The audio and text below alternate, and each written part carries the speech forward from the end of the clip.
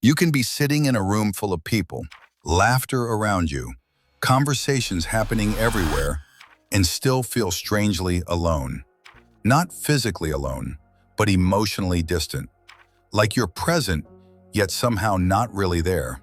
You nod, you smile, you respond at the right moments, but inside something feels disconnected.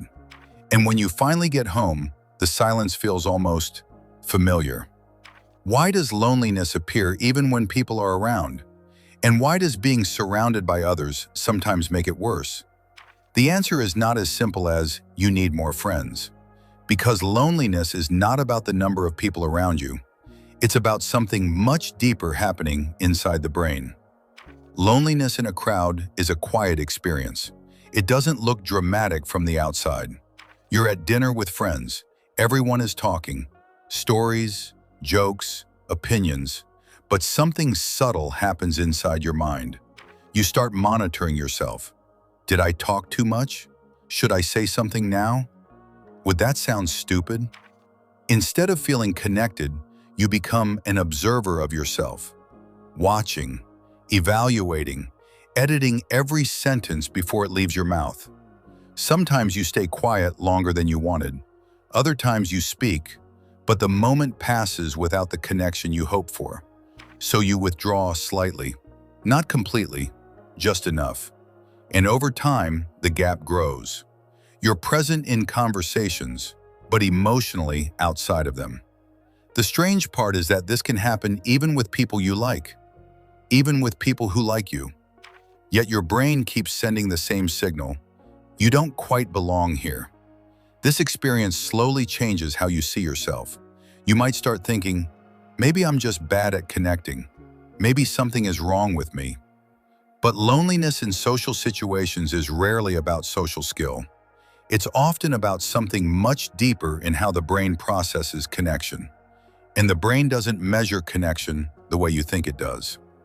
First, something important. Feeling lonely around people does not mean you are broken, and it does not mean you are incapable of connection. In fact, people who feel this kind of loneliness are often highly aware of others, highly observant, emotionally sensitive. These are not weaknesses, they're adaptations. Your brain develops strong social monitoring. It learned to scan situations carefully, to notice subtle signals, tone of voice, facial expressions, body language.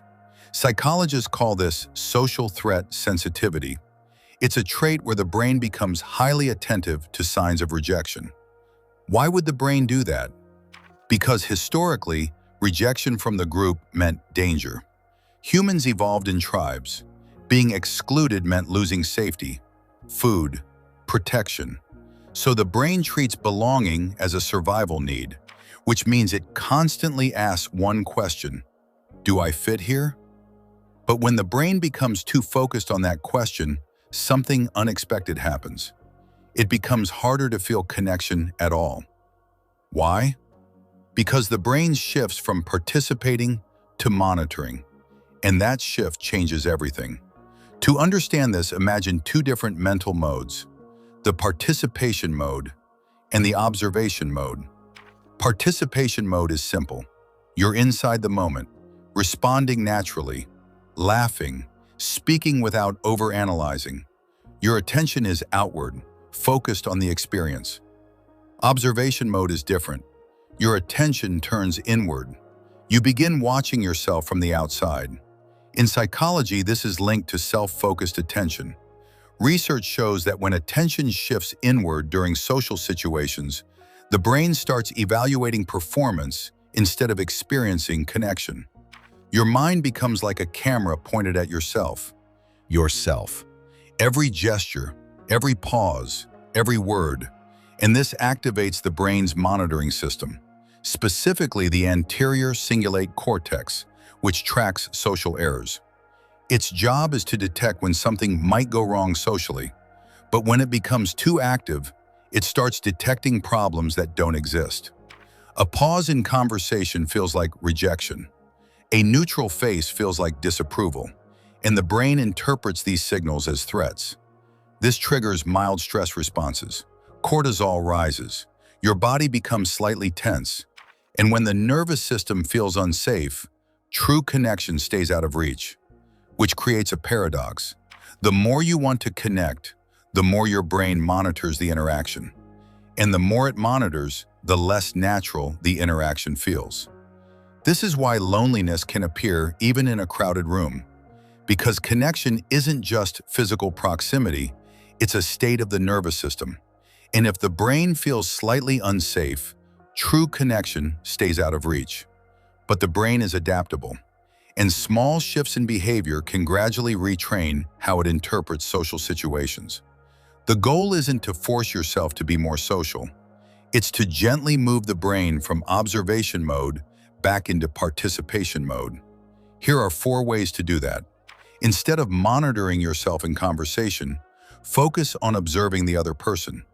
Notice their tone, their expressions, their small reactions. Attention is limited. When it shifts outward, the brain reduces self-focused monitoring. This lowers activity in the brain networks linked to social anxiety. You're talking with someone and suddenly feel awkward. Instead of analyzing your words, you notice their smile, the way they lean forward when listening. Your attention returns to the interaction, and connection becomes easier. Express small, genuine thoughts instead of perfect responses. Authenticity increases emotional synchrony. This is when 2 nervous systems align during interaction. Real reactions create stronger signals of trust. Instead of giving a polished answer like, "That's interesting," you say, "I never thought about it that way." Simple honesty signals presence, and presence builds connection. Stop trying to fill every silence. Let conversations breathe. Silence only feels threatening when the brain interprets it as rejection. But in healthy conversations, pauses are normal. Allowing them reduces performance pressure. You say something, and the other person pauses. Instead of panicking and talking quickly, you wait. Often they're just thinking. The brain learns that silence does not equal danger, and the monitoring system relaxes. Focus on depth instead of quantity. The brain processes connection through attachment circuits. These circuits respond more strongly to consistent bonds than to large groups. Instead of trying to connect with everyone in a group, focus on one person. Ask about something meaningful. Listen fully. One genuine connection can quiet loneliness more than 10 casual interactions. Think of connection like a radio signal. When the brain is in observation mode, it's constantly adjusting the dial, checking the signal, questioning the clarity. But in doing so, it creates interference. Participation mode is different. You stop adjusting the dial. You simply listen. And when the signal is steady, connection becomes easier. Not because the environment changed, but because the nervous system feels safe enough to receive it. Loneliness in a crowd isn't proof that you don't belong. Often, it's just a signal that your brain is working too hard to protect you. And protection can sometimes look like distance. The next time you feel lonely around people, pause for a moment. Not to judge yourself, but to notice where your attention is. Is it inside your head or inside the moment?